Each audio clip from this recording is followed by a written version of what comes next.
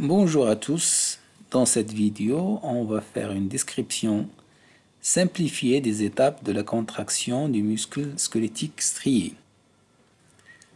Cette contraction est à l'origine de tous les mouvements du corps. Elle nécessite la présence de l'ATP, l'énergie chimique, et les ions calcium. L'ATP provient du métabolisme énergétique cellulaire et les ions calcium sont stockés dans le réticulum sarcoplasmique. Après une stimulation, le signal nerveux ou potentiel d'action arrive à travers la fibre nerveuse à la jonction neuromusculaire aux plaques motrices.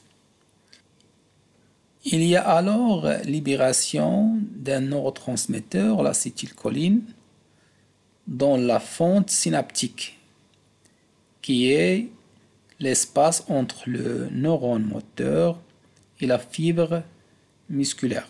Le signal apparaît et se propage le long du sarcolème et des tubules transverses, qui sont des invaginations du sarcolème, pour arriver au réticulum sarcoplasmique, ce qui entraîne la libération des ions calcium dans le sarcoplasme.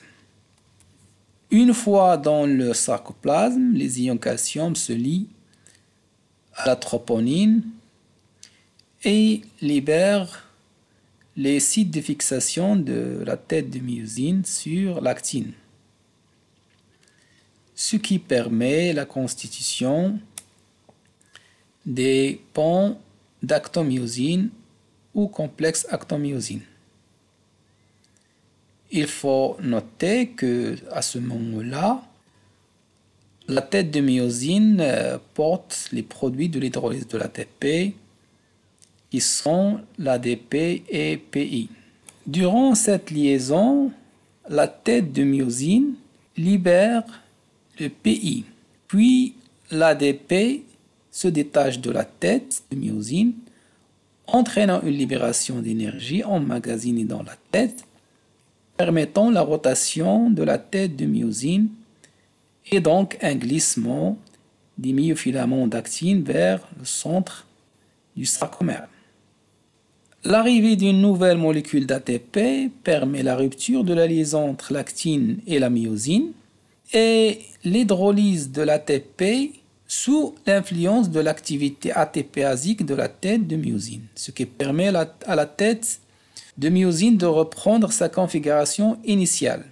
Le cycle se reproduit tant que la concentration en Ca2+ est suffisante.